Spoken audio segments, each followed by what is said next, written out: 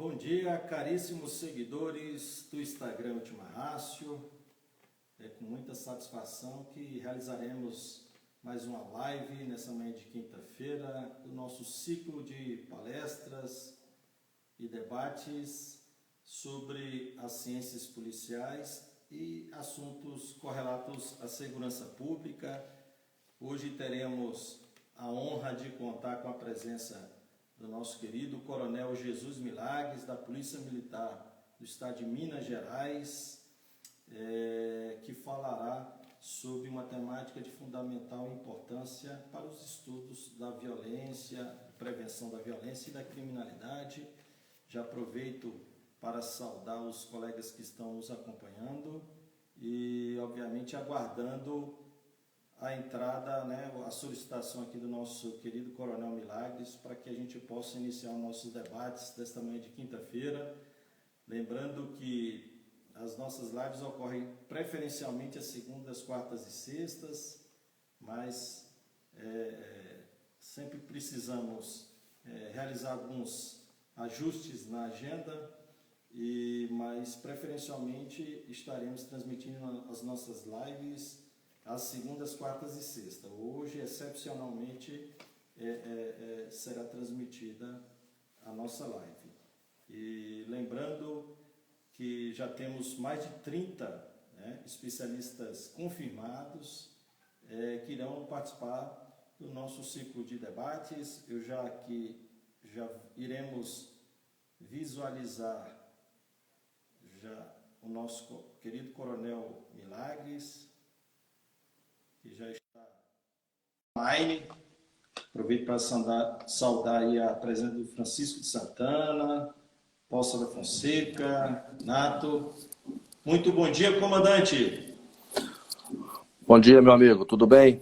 Tá me ouvindo bem aí? Seja bem-vindo ao nosso ciclo de palestras. Como eu estava falando aqui para os nossos queridos seguidores, é uma satisfação imensa tê-lo em nossa presença, visando aprimorar o debate, um debate profícuo com especialistas, como o senhor, creio que com praticamente aí, se não 30, próximo aos 30 anos de serviços prestados, E aquilo que a gente sempre tem comentado aqui nas nossas lives, É importante a gente ter a fala de pessoas como o senhor, com experiência no terreno e, ao mesmo tempo, com uma experiência também, uma dedicação à vida acadêmica, porque as nossas falas, os nossos debates, as nossas reflexões, elas têm que estar lastreadas e permeadas pela ciência,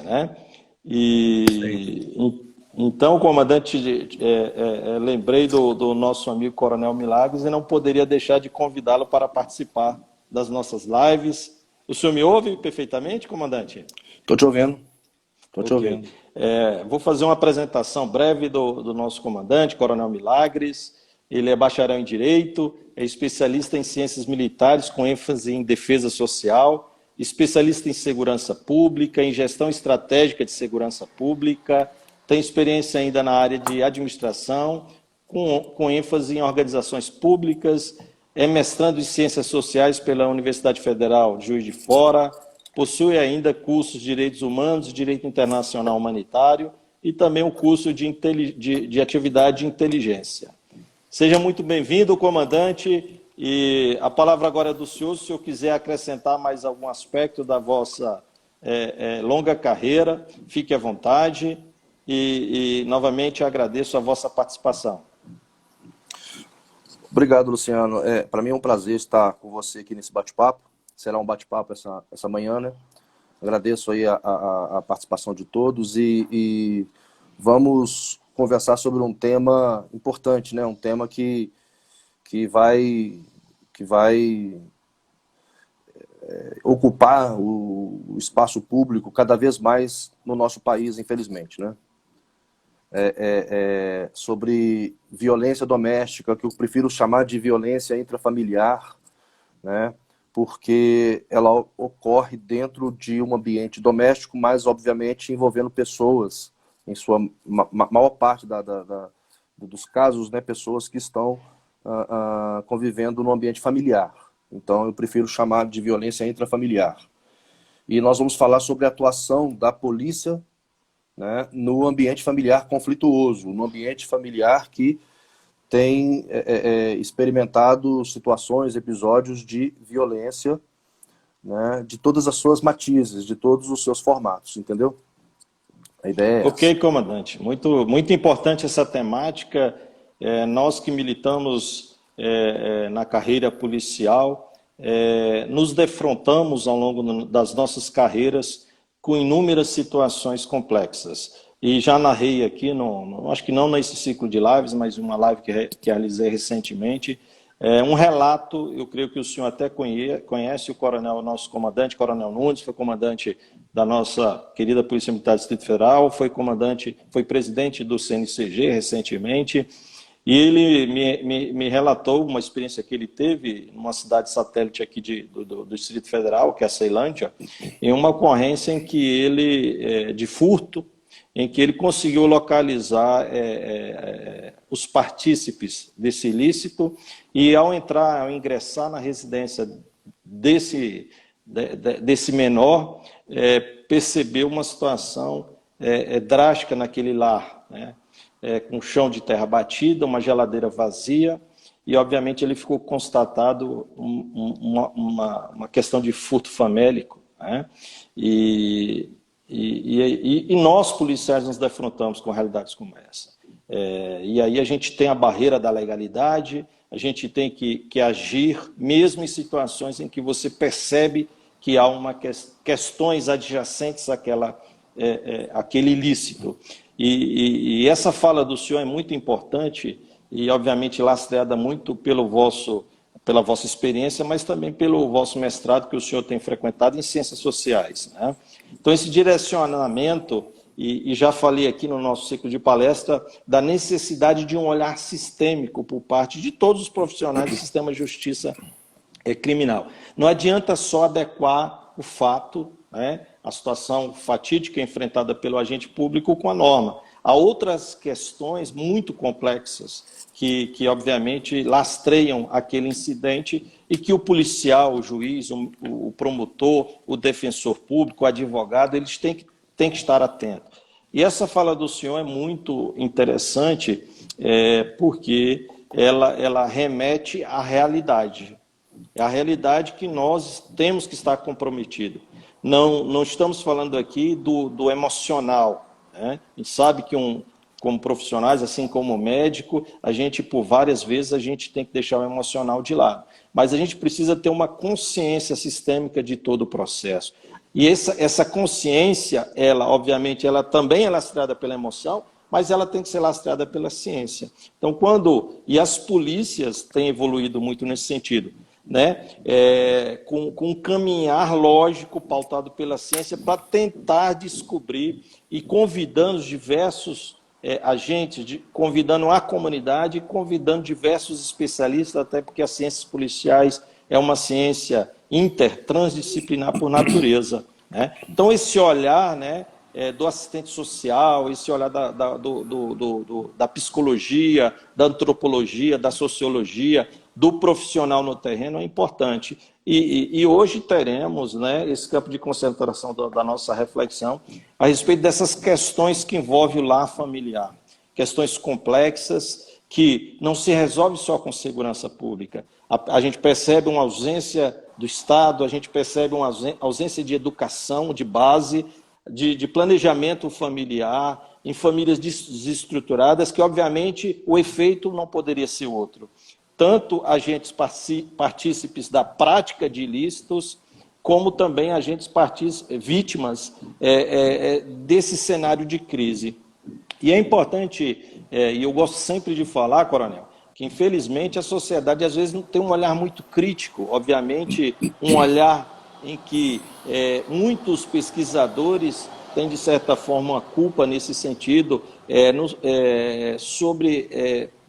passando para a sociedade uma perspectiva de que nós, agentes públicos, não estamos preocupados com as aflições que sofre a sociedade. E quando a gente percebe vários colegas como o senhor que se dedica, e a gente tem N exemplos no Brasil de profissionais dedicados que tentam mudar essa realidade através de um olhar, como eu falei, sistêmico. Agora, hoje, eu acho que eu já falei demais, a fala é do senhor. O senhor fique muito à vontade para que hoje os nossos seguidores estão aqui online para ouvi-lo. E fique à vontade, comandante, como o senhor falou, é um bate-papo acadêmico, sem muitas frescuras, sem muita informalidade, para que a gente possa levar a nossa experiência, nosso conhecimento aos nossos queridos seguidores. Obrigado, Luciano. Na verdade, é o seguinte, eu gostaria primeiramente de contextualizar o fenômeno da violência doméstica. A gente está pesquisando esse tema tanto como parte, como requisito, né, necessário da conclusão do mestrado, mas também como pesquisador do Núcleo de Estudo em Violência e Direitos Humanos da UFJF. Nosso coordenador, o professor Paulo Fraga, sempre pesquisando, sempre buscando instigar, fomentar esse tipo de abordagem.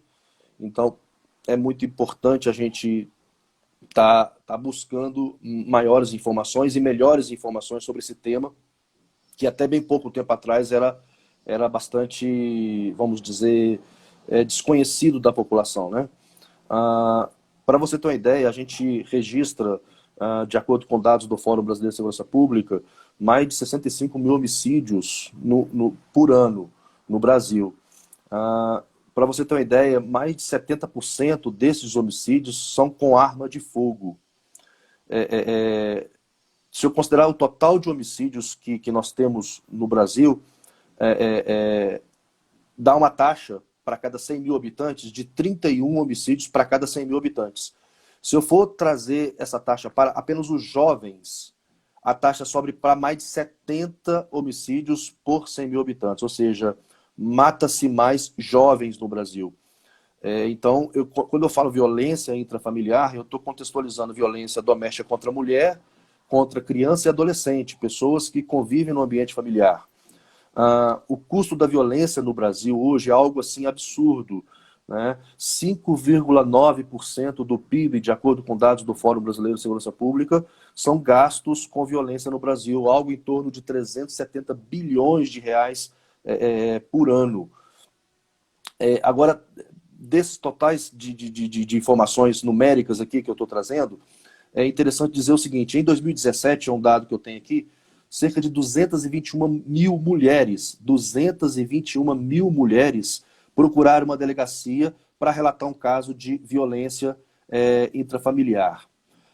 De 2007 até 2017, ou seja, um período de 10 anos, a taxa de homicídios, aí tem a outra questão também, né, das vulnerabilidades, a população negra, né? A taxa de homicídio em mulheres negras era de 30%. Aliás, desculpa, a taxa aumentou 30% nesse período, enquanto a taxa de homicídios de mulheres não negras aumentou apenas 4,5%. Aumentou, mas aumentou numa proporção muito menor. Se eu considerar o total de homicídios entre 2012 e 2017, eu vou perceber que 3,3% dos homicídios aconteceram fora da casa. Aliás, desculpa, os homicídios dentro de casa, fora de casa, os homicídios fora de casa, eles reduziram, nesse período, entre 2012 e 2017, 3%. Reduziram. E dentro de casa, os homicídios cresceram 17%, na ordem de 17%. Então, percebe que há realmente um fenômeno acontecendo aí. Para você ter uma ideia, agora nós temos período de pandemia, isolamento social. O Fórum Brasileiro fez um estudo para aferir essa questão da violência doméstica no ambiente familiar nesse período agora.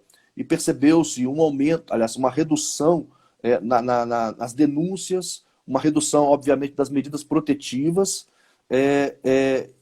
e aí se questionou, mas reduziu o fenômeno ou, estando ali todos convivendo no mesmo ambiente, essa proximidade, evitou-se a denúncia, né? pela proximidade, a mulher vitimizada ou a criança vitimizada não teve como solicitar o apoio estatal, vamos dizer assim, né? Então, realmente é uma situação. Analisando os dados agora, com a alteração, com a inclusão do feminicídio no rol de crimes, né? Fazendo um comparativo entre homicídio e feminicídio, percebe-se o seguinte: aumento de casos de feminicídio, ou seja, aumentaram-se os feminicídios no Brasil, ou foram as instituições que passaram a registrar com mais rigor, ou seja, houve menos subnotificação? Então, percebe que o fenômeno é um fenômeno assim com muitos vieses de análise, com muitas possibilidades de análise. As maiores taxas no Brasil estavam situadas nos estados do Norte e Nordeste, mas também nos estados do Sul e Sudeste existe uma taxa que é assim com números que são consideráveis, que merecem uma atenção. Minas Gerais especificamente, né? Então a gente precisa olhar isso. Do ponto de vista da violência, quando a gente fala de violência doméstica, eu gostaria de frisar aqui para quem está nos ouvindo, que a violência doméstica, ou seja, a violência que acontece dentro do ambiente doméstico, familiar, ela tem vários matizes, né? Tem a violência física, a violência sexual, a violência psicológica, a violência moral e a violência patrimonial. São todos formados de origem, tanto mulheres quanto crianças, adolescentes, quanto deficiente físico, pessoas idosas, ou seja, é um substrato, né, do fenômeno da violência que é muito impactante e de certa forma, pouco conhecido, embora pesquisado, mas pouco conhecido devido à subnotificação, devido ao espaço em que ele acontece, que é dentro do ambiente familiar, dentro de quatro paredes, vamos dizer assim, né? O próprio jargão popular já demonstrava que isto era algo visto como, assim, não me diz respeito, né? Em briga de marido e mulher, não se mete a colher, né? Então, quer dizer, as pessoas, na sabedoria popular, já interpretava que isto dentro do lar era para acontecer ali, ficar ali. Roupa suja se lava em casa, né? E hoje nós percebemos que isto é um fenômeno da violência que impacta, nos estudos que eu fiz em 2012 e agora, mais recentemente, a gente percebe o seguinte, que a violência que acontece dentro do ambiente familiar, na verdade, ela é um nascedouro do fenômeno da violência. Vamos dizer que a polícia, quando atua no ambiente público, no espaço público, contendo situações de violência, agressões, né, regulando práticas, saberes e posturas, ela está atuando assim, quase que na consequência. Quando a polícia entra no ambiente escolar e vai atuar ali na prevenção de fenômenos ou na orientação de jovens, de estudantes, de crianças, ela está atuando também numa consequência, porque tudo começa antes. Eu costumo defender que tudo começa dentro de casa. É claro que existe a influência, né, de social, de toda uma estrutura, mas dentro da célula máter da sociedade, que é a família, ali começam os episódios de violência, de exposição à violência. E há estudos pelo mundo afora que comprovam que uma criança submetida a episódios de violência na sua infância, ela vai replicar essa violência no futuro. Ela tem a tendência a replicar essa violência no futuro. Tem um estudo também nos Estados Unidos muito interessante, com enfermeiras, né? 100 mulheres grávidas a partir do 6º mês de concepção passaram a ser submetidas a um acompanhamento com enfermeiras do lar, que orientavam essas mulheres sobre como lidar com as questões, né, da gravidez, a barriga crescendo, quais eram os acompanhamentos que tinham que fazer, o pré-natal, depois, quando a criança nascia, como curar o umbigo, como trocar fralda, como cuidar da febrezinha da criança, quando ela está com o intestino preso. Ou seja, as enfermeiras foram acompanhando esse trabalho da mãe desde quando ela descobriu, desde os 6 meses de gravidez, até quando as crianças completaram 2 anos de idade. E o outro grupo, né, de mulheres, com a mesma circunstância de gravidez, dos 6 meses até completar 2 anos, não teve acompanhamento das enfermeiras. E cerca de 15 décadas depois desse estudo, essas crianças que foram criadas nesses 2 ambientes foram comparadas para efeitos não de violência, mas de desvio, de práticas de condutas desviantes, né? Não apenas crimes, mas tudo que se considera desvio, de uma certa forma, né? E descobriu-se que aquelas crianças que foram acompanhadas pela enfermeira do lar, ou seja, tiveram um acompanhamento na primeira infância mais efetivo, elas tiveram muito menor exposição a episódios de desvio do que as crianças que não tiveram esse acompanhamento. Então, se na primeira infância já é assim, imagina quando a criança vai adquirindo, né, o seu conhecimento, vai crescendo e vai sendo socializada nesse primeiro ambiente, que é o ambiente familiar. Se há violência naquele ambiente, obviamente essa criança vai ter tendências de responder de forma mais violenta a episódios de enfrentamento, de frustração no seu futuro. E aí eu acho que a atuação da polícia, já entrando no assunto nosso, a atuação da polícia nesse local é algo assim bastante difícil de você imaginar. Poxa, a polícia vai entrar dentro do lar das famílias? Será que as famílias vão abrir as portas de seus lares para que a polícia possa atuar? Será que essa atuação seria eficaz? Será que seria bem-vinda? Será que a polícia tem capacidade de fazer isso? E aí, Luciano, a gente, fazendo os estudos, pesquisando com as famílias, a gente percebeu que a aceitabilidade ela é superior a 94% nas famílias que receberam esse tipo de tratamento do Estado. É claro que não é só a polícia. A gente trabalha um conceito, né, que a gente traz da saúde, de incompletude institucional. Ou seja, a polícia sozinha, condição apenas ela de dar uma resposta. É preciso um trabalho em rede, um trabalho com outras instituições. E aí, quando há este fomento, quando há este trabalho em rede, efetivamente, o que acontece é que há realmente uma tendência a que os episódios de violência naquele ambiente diminuam e que haja um restabelecimento da paz, ou pelo menos o encaminhamento para uma solução, por exemplo, de separação judicial, em que os episódios acabam se reduzindo bastante, ou até mesmo a partir disso. Mas antes disso, Luciano, eu gostaria de dizer o seguinte, que quando nós estudamos esse tema e propusemos algumas medidas de atuação da polícia, das instituições dentro do ambiente familiar, o que a gente propôs inicialmente, sabe o que é? É a humanização do trabalho policial. Eu gosto de frisar muito isso, e sempre disse isso, por onde passei, que o trabalho policial é algo que embrutece o ser humano. De tanto conviver com a violência, com episódios de violência, com situações de vulnerabilidade, este policial tende a se brutalizar. Ele é embrutecido pela exposição cotidiana à violência. Infelizmente, é essa a verdade. E até como mecanismo de defesa, né, coronel? Exatamente. Para ele... Do ponto de vista psicológico, né? Exatamente. Ele freia, né, toda aquela questão de exposição à violência para sofrer menos com aquilo.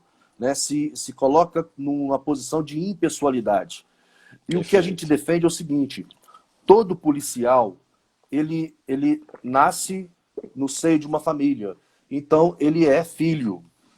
Todo policial cresce, se casa. Então, ele é esposo. Ele tem filhos. Então, ele é pai.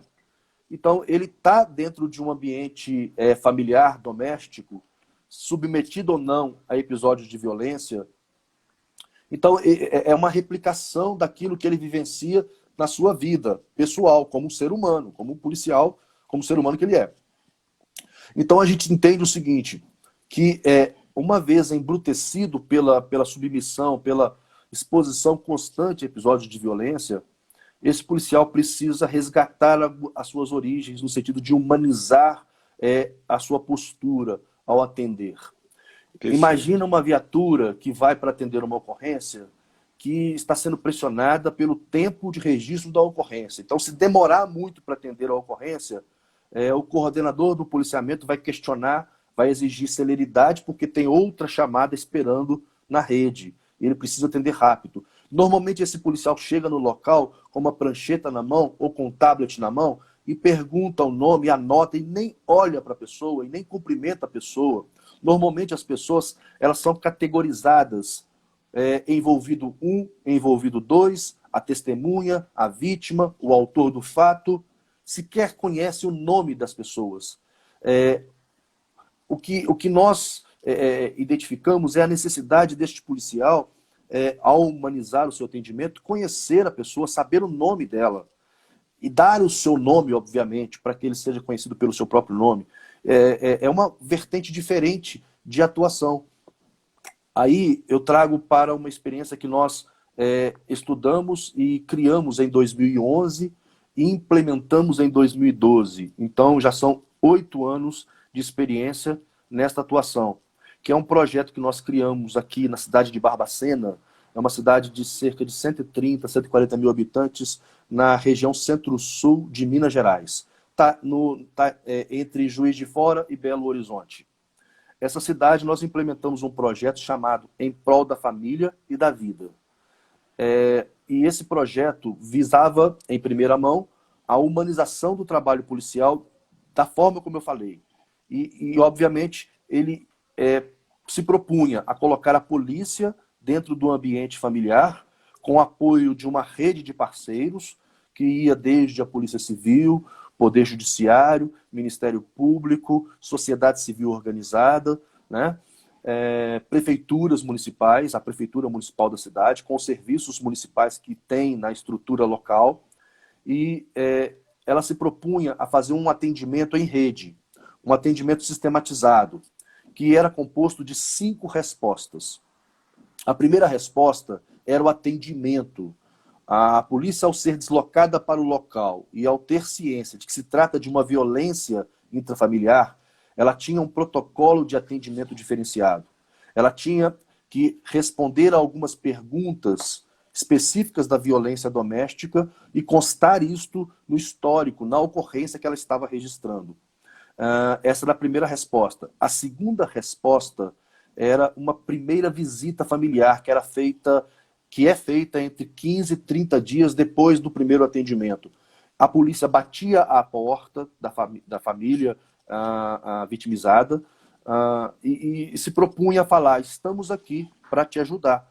Algum problema? Aquela situação acontecida há 15 dias atrás voltou a acontecer? Como que está a situação novamente? E aí o policial orientado, ele era instado a aplicar para aquela família um protocolo de perguntas e respostas para acompanhar aquele fenômeno que aconteceu naquele ambiente.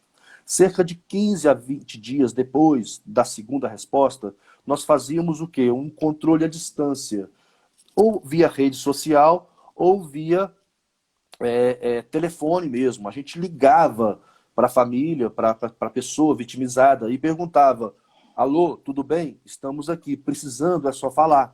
A ideia era essa, era mostrar que a polícia e os parceiros estavam ali para apoiar.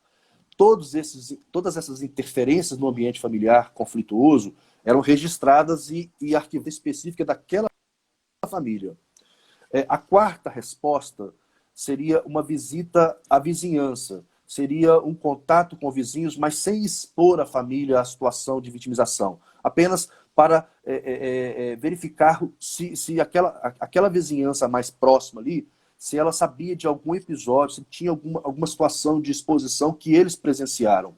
Então fazia-se um contato com vizinhos. E a quinta resposta seria um retorno à família para verificar se os episódios de violência, cerca de 2 meses depois, se eles cessaram ou se eles continuaram ou se agravaram ou atenuaram, ou seja, um acompanhamento mais sistemático. Com a presença policial constante naquele ambiente, o agente agressor ele se via instado a não praticar essa violência pela presença constante da polícia. Esta é uma perspectiva, obviamente que ela não ela não está ela é sujeita a críticas ou ela é sujeita a não... Esse resultado pode não acontecer, né? O cidadão que é o agente agressor, ele pode praticar a violência com a presença da polícia ou não. Principalmente se eu imaginar que a violência pode ser resultado de uma série de questões, inclusive de droga, uso de drogas, de álcool, e aí a pessoa não está, estando em seu juízo perfeito, ela vai praticar violência com a polícia ou sem a polícia presente. Mas a perspectiva é que um determinado número de famílias atendidas, numa determinada circunstância, vai inibir essa prática de violência. E aí, se nós conseguirmos, com a presença policial, inibir essa prática de violência e ela, de alguma forma, se mantiver sob controle, a gente espera que no futuro aquelas pessoas que conviviam naquele ambiente ali venham a estar menos sujeitas a praticar violência, e com isso eu estou praticando uma espécie de prevenção social do delito, né? Com projetos sociais. Nesse ciclo de 5 respostas, os atores da rede, que eu falei, os parceiros da rede, eles são chamados a atuar.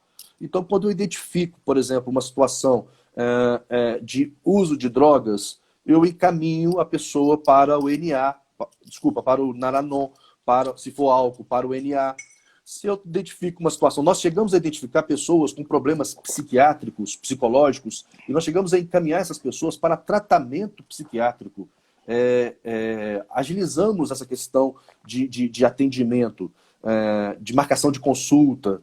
Se nós identificamos uma questão, por exemplo, que a separação judicial ainda não saiu porque está no fórum, a gente aciona a vara da família e passamos aquele processo à frente de separação judicial para agilizar aquela situação ali. Quando nós fechamos a pasta, essa pasta ela é um substrato de fatos, de acontecimentos ocorridos naquele ambiente doméstico ao longo de um período que conta, de certa forma, a história daquela violência doméstica, e essa história, ela pode não, ela deve ser usada, por exemplo, pelo juiz quando vai definir a separação judicial ou quando vai definir o processo que vai chegar à mão dele, decorrente do inquérito instaurado pela Polícia Civil, para ele julgar a situação não com base no fato, mas com base em toda uma história que é contada por essa presença constante da polícia ao longo de certo período ali. Se a violência não se resolve ou se ela não diminui com a aquiescência da família, as 5 respostas que eu falei, elas são um ciclo, então eu cheguei à 5ª resposta, eu volto na primeira e continuo, primeira, segunda. Tem famílias que foram dadas as 5 respostas, depois mais 5 respostas e mais 5 respostas e a situação não se resolve. É claro que é um fenômeno muito complexo, né? Achar que a polícia militar sozinha, estando presente ali, vai resolver, é querer demais. Isso a gente sabe que não vai acontecer. Mas em algumas circunstâncias nós conseguimos realmente atenuar a questão da violência e resolver essa questão. Veja bem, nós chegamos a atender aqui em Barbacena cerca de 700 ou 800 famílias. Nossa. Essas famílias foram entrevistadas e a receptividade, ou seja, essas famílias abriram as portas da sua casa. Isso foi efetivo para elas no enfrentamento àquele episódio de violência? 94% das famílias respondeu que sim. Né? Houve uma entrada das instituições parceiras dentro do projeto, e aí eu tenho que ressaltar o papel da Polícia Civil na Delegacia de Mulheres, porque houve realmente assim, alguns inquéritos que estavam lá de vitimização repetida no ambiente doméstico, foram trazidos para o projeto de modo que aquela família entrou no projeto sem ter tido uma primeira resposta. Na verdade, foi uma intervenção da Polícia Civil. Nós já tivemos ciclos de respostas que foram iniciados a partir de iniciativa do Ministério Público, que nos encaminhou.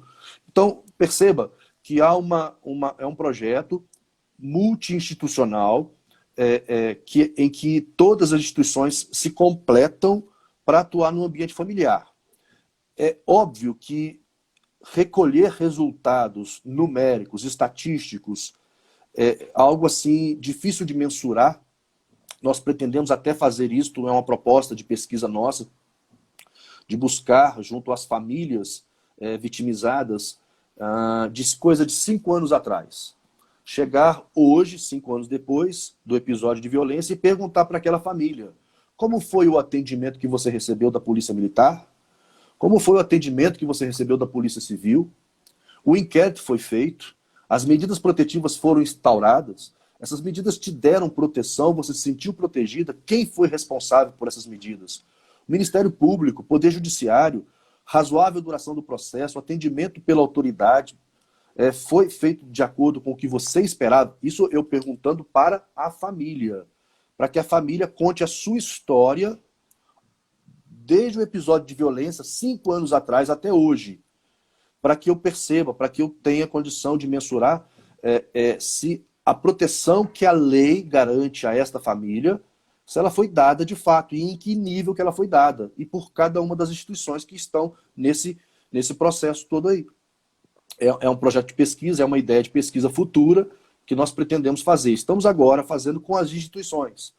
E aí a ideia é abordar as instituições do ponto de vista do texto e do contexto. O texto prevê o quê? É a Maria da Penha, a Lei Maria da Penha, é o Estatuto da Criança e Adolescente, a série de ferramentas, a própria Constituição, uma série de normas que garantem a proteção da família, né, dos grupos vulneráveis, da mulher, da criança, do idoso, do deficiente físico. Então, ou seja, a letra da lei é muito bonita.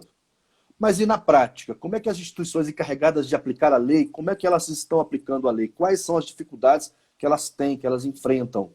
Né? A lei é abstrata, a lei enquanto prática, como que ela é?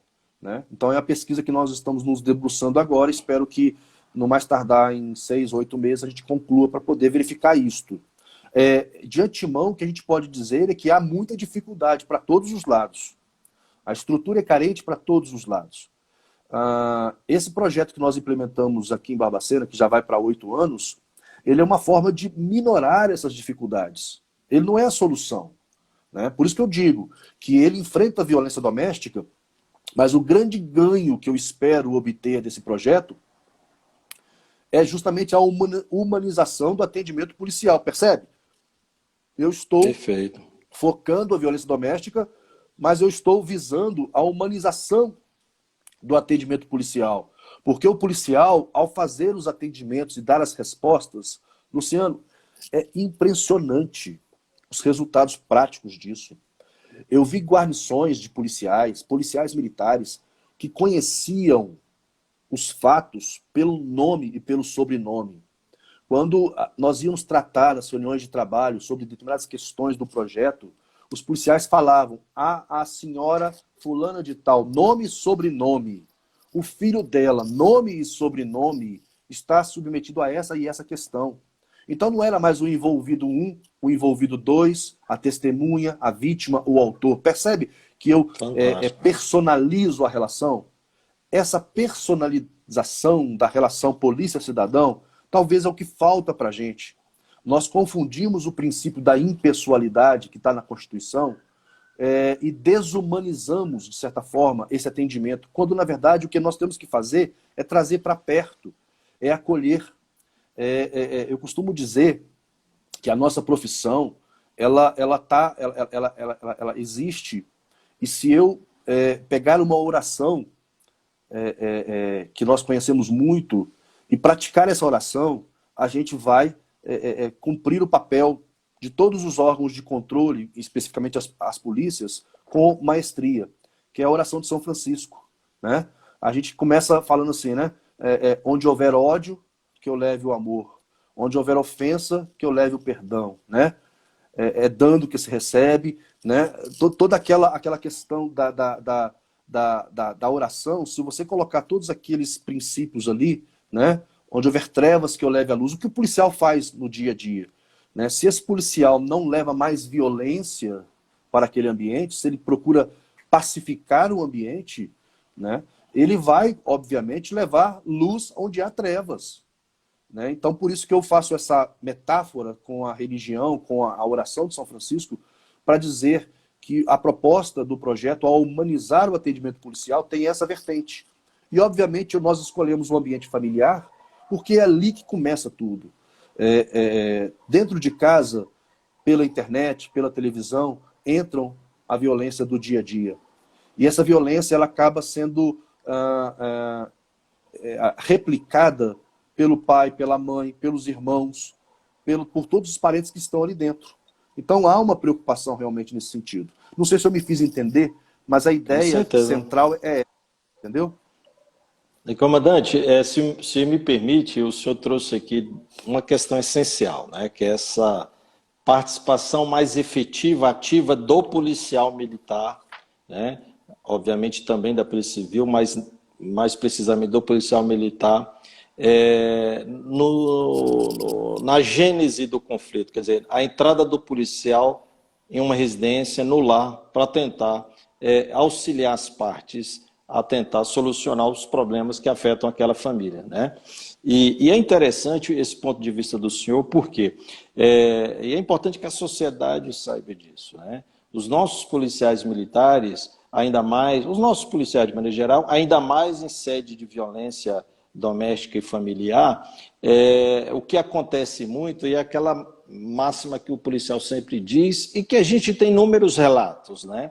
De policiais que, visando atender uma ocorrência dessa espécie, chegam em um lar em que às vezes notam a mulher ou uma criança, um idoso afetado por uma violência grave, né, perpetrada pelo o homem da casa, por assim dizer, né, no caso mais precisamente da questão da violência doméstica, em que ele entra em uma cena que geralmente o autor está embriagado, possesso, acabou de agredir a esposa, às vezes a esposa está até sangrando naquele momento em que ele atende a ocorrência, e o policial, primeiro, e é complexo, por mais que ele tente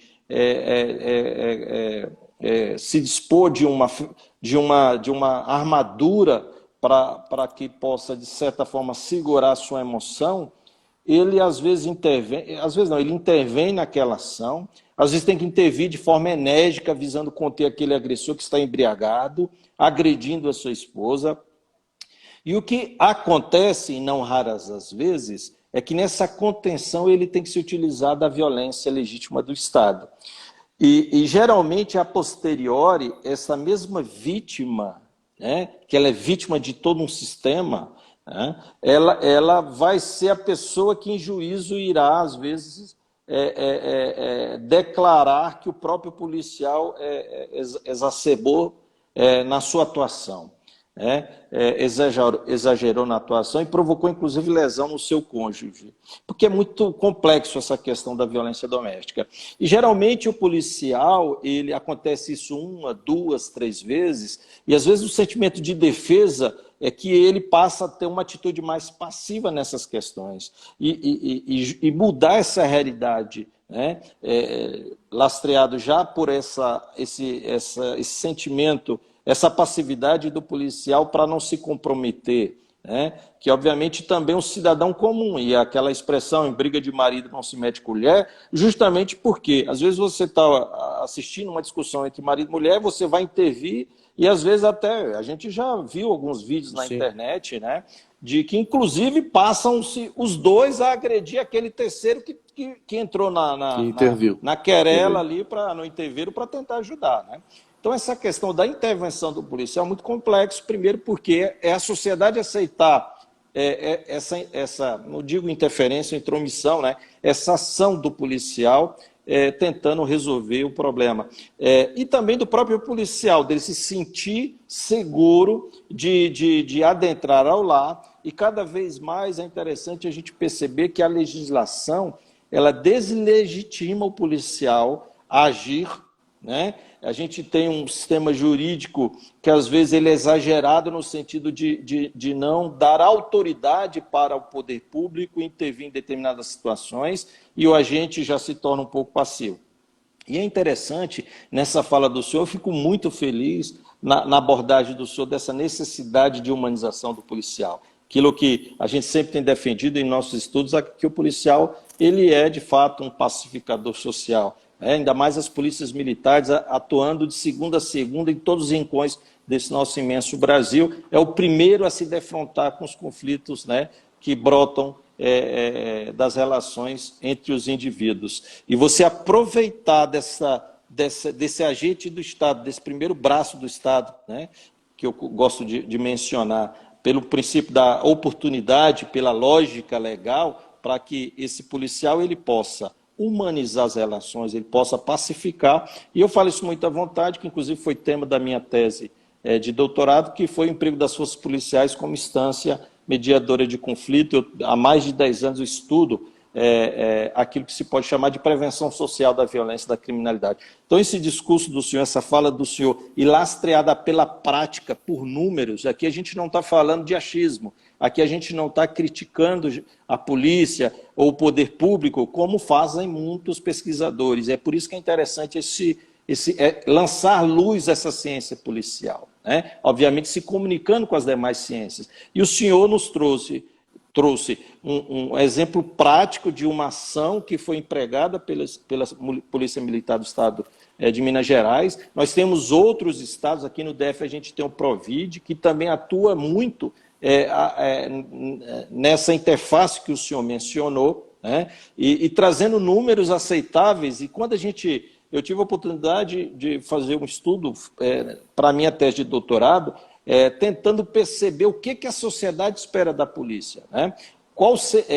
Que modelo de polícia seria adequado à sociedade do século XXI. E esse modelo é esse modelo que o senhor apresentou, né?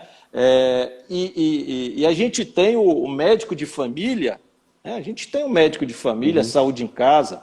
Isso, quando o senhor estava falando, isso me remete muito à questão, né, da segurança pública em casa, da segurança em casa, do policial da família.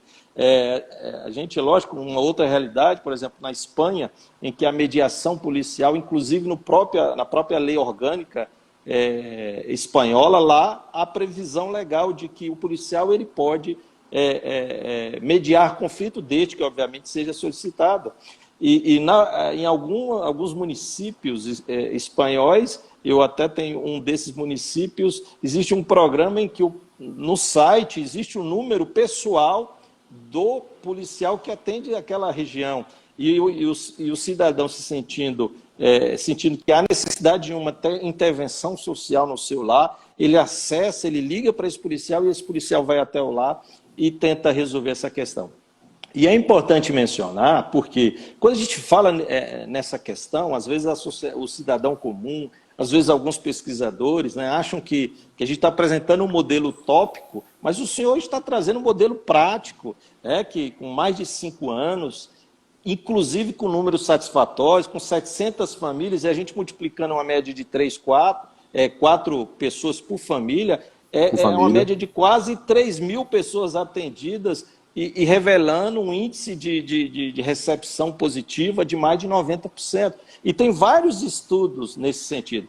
E aí vem a seguinte questão, coronel, que eu ouço muito, eu não sei se o senhor também, que poxa, ok, você está propondo um modelo belíssimo, né? Mas como aplicá-lo em uma realidade brasileira, como o senhor falou, em que o policial está numa ocorrência e já está sendo acionado para uma segunda, para uma terceira? Como é que ele vai ter tempo para entregar para se humanizar, né? E é lógico, a gente não vai resolver todos os problemas, mas esses projetos pilotos são fantásticos, porque justamente a gente percebe que há uma gordurinha.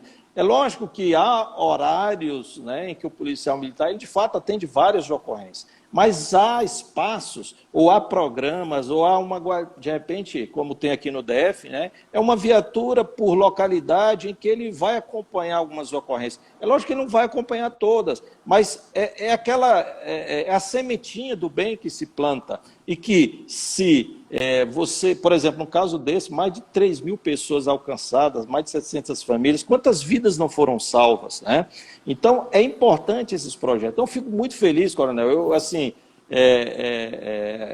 que pessoas como o senhor, e que o senhor não está isolado, a gente tem vários exemplos no Brasil, né, de policiais militares dedicados como o senhor, que tentam mudar essa realidade. É lógico que é muito complexa, é muito difícil, né, fazer com que um policial com mais de 20 anos de serviço, lidando com as agruras da sociedade, possa... isso não é só o policial, todos nós, né? Se a gente fizer uma pesquisa perguntando para 10 pessoas se, quando elas acordaram, quando elas saíram de casa, se elas tiveram a capacidade de olhar para o céu, de ver como estava o céu, de olhar para a natureza, de cumprimentar determinadas pessoas, pouquíssimas irão responder que tiveram essa capacidade de olhar o todo. Porque as relações são extremamente artificiais, né? Se a gente tem pais de família que, às vezes, porque tem que trabalhar, ou mães de família, saem de casa cedo e chegam tarde, que às vezes não tem um contato mínimo com todos os entes, né? E, quiçá, o policial que tem que, obviamente, tentar, como médico, né, não se miscuir muito sob o ponto de vista sentimental, né? Então, comandante, é belíssima a vossa fala, trazendo números, trazendo a ciência, alicerçado pela ciência, não é achismo, não é reflexão saída do nada, né? Então, parabéns pelo trabalho, né? E fantástico o trabalho do senhor, viu? Só fazendo uma complementação do que você falou, a questão de você atender, né? Nós temos aqui em Minas Gerais, assim como temos em vários estados do Brasil, a Patrulha de Prevenção à Violência Doméstica, né? Ou a chamada Patrulha Maria da Penha, que são iniciativas que guardam semelhança no seu, vamos falar assim, no seu escopo. Aqui em Barbacena, esse projeto não teria chegado aonde chegou, não fosse o acreditar, né? A confiança dada, depositada pelos comandos da época, pelos comandos atuais, por policiais militares, oficiais e praças que na época acreditaram e hoje acreditam no projeto e se dedicaram ao projeto. Nós vimos muito a questão do policial de folga, fazer aquele atendimento, aquela resposta que ele não tinha feito durante o serviço porque não deu tempo de fazer, mas aos quais eu acredito, né, os resultados do projeto. Nós não fazemos nada sozinho, todos eles foram e são muito importantes. A gente entende que as instituições parceiras que eu citei anteriormente, também acreditando no projeto, são condição sine qua non para que ele dê certo, né? Então tem que acreditar o sucesso do projeto a essas questões. Mas fazendo uma observação interessante, é que a gente não tentou abraçar o mundo, sabe? A demanda é muito grande. É preferível você atender uma ocorrência bem atendida do que atender 10 ocorrências mal atendidas, né? Então, por isso aqui na cidade, nós não especializamos uma guarnição, uma viatura ou determinados policiais para atenderem esse tipo de ocorrência. Todos os policiais fazem o atendimento. E as eventuais precariedades de atendimentos, nós íamos tratando no caso concreto, né? Com isso, a gente, de certa forma, universalizou como é que eu vou dizer, o atendimento em face de uma família em episódio de violência, né? Todos os policiais, conforme eu disse no início, né? Todo policial, ele é filho, ele é esposo, ele é pai. Então, todo policial sabe mais ou menos o que é certo, o que é errado, como lidar com essa situação. O que ele não pode é chegar no local, por isso faz parte de um dos pressupostos de atuação desse policial, ele pode chegar no local e aumentar o conflito, piorar a crise. Ele tem que chegar no local e pacificar aquele ambiente. Como que ele vai fazer isto? Via de regra, não é com o uso da violência, né? É claro que há necessidade, em certas situações, do uso da força, de algemação, etc., controle de contato, mas na situação concreta, há muitas situações em que o policial ele pode, com calma, com temperança, resolver a situação conversando. A gente procurou procurou treinar esse policial em escuta ativa, na capacidade de resolver o conflito por outros meios que não sejam os meios violentos, né? É claro que o caminhamento legal da situação ele tem que ser dado, porque a situação se resolve não ali pelo policial, ele vai mediar o conflito, mas não vai resolver a situação legal gerada com aquele conflito. Essa situação só pode ser resolvida pela autoridade competente. Então ele tem que encaminhar. A gente aqui percebe o seguinte, que os números de violência doméstica vão continuar existindo. Aumentando ou diminuindo, eles vão continuar existindo. Mas o que a gente vai perceber é o seguinte, é que quando a polícia ela enxerga essa necessidade, quando ela percebe que a atuação dela não é apenas prender criminosos e reduzir taxas de crime, que o papel dela é muito maior do que isto, que ela é talvez uma das maiores responsáveis pela democracia do país, pela sensação de ordem, né, que existe na sociedade. Quando ela perceber isso, ela vai perceber que ficar estudando aumento ou diminuição de taxas criminais é apenas uma parte, uma parcela do que ela faz, né? Já dizia o falecido Bailey, né? Qual é o papel da polícia, o que ela deve fazer, né? Ela é aquela instituição que deve fazer alguma coisa em face de um fato que aconteceu, que não deveria ter acontecido, e em face do qual alguém tem que fazer alguma coisa. Olha que noção complexa do que é ser polícia, do que é fazer polícia. É alguém que tem que dar uma resposta, que tem que fazer alguma coisa, tomar uma providência em face de um fato que aconteceu, qualquer fato, que não deveria ter acontecido e que alguém tem que fazer alguma coisa para que ele se resolva. Olha que noção de polícia. Então, polícia é muito mais do que ser policial. O policial, nós temos um trabalho feito na UFMG, que é muito interessante, uma etnografia que acompanhou policiais no seu dia a dia, fazendo o seu trabalho policial. E perceberam-se o seguinte, que a polícia passa míseros percentuais do seu tempo sendo polícia. Na maior parte do tempo, ele é psicólogo, ele é advogado, ele é contador, ele acaba sendo juiz, infelizmente, e aí eu acho que as críticas são bem-vindas, porque nós temos que saber disso, né? E temos que identificar essas situações, mas a maior parte do tempo ele é um conselheiro, ele é um líder comunitário, alguém que caminha uma demanda. Então, percebam que o papel do policial é muito mais amplo. A tese da humanização do atendimento policial não é, de certa forma, não é de forma alguma uma utopia no nosso país. No dia que nós, policiais, e qualquer cidadão brasileiro, seja ele especialista ou não, aceitar que é utópico na nossa sociedade ter um policial humanizado, podemos entregar os pontos, nós fecha as portas e o último sair apaga a luz. A gente tem que acreditar sempre. Todos os policiais, desde aquele policial lá de operações especiais, o especialista em explosivos, por exemplo, aquele policial que faz adentramentos em favelas, em aglomerados e que é especialista, né, com armamentos pesados, né, até o policial de trânsito, aquele que faz ali, ou o policial que trabalha em escola, todo policial, né, todo policial, ele tem que entender que o trabalho dele se direciona para pessoas humanas. Não são dados estatísticos, não são números, são pessoas humanas. E ele também é uma pessoa humana.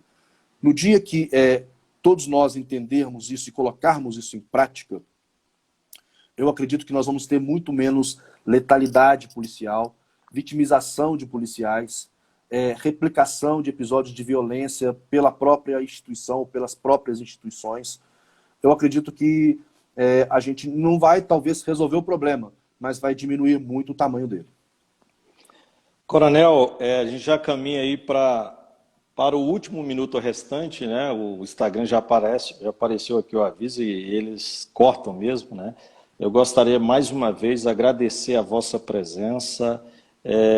De fato, eu fico muito feliz na reflexão que o senhor apresentou, nos estudos, nos números, nos exemplos que o senhor deu nesta manhã. E que bom que temos coronéis como o senhor à frente de batalhões, à frente das polícias, que de fato apresente uma gestão equilibrada, eficiente e lógica para nós enfrentarmos a questão da violência e da criminalidade. Então, aproveito para agradecer o senhor, agradeço os nossos queridos seguidores que nos prestigiaram, que prestigiaram a sua atenção, a nossa reflexão nesta manhã de quinta-feira. E faltam 20 segundos. Muito obrigado, comandante. Eu que agradeço a oportunidade. Forte abraço para você e para todos que nos assistiram. Obrigado, comandante. Gratidão. Um abraço. Um abraço.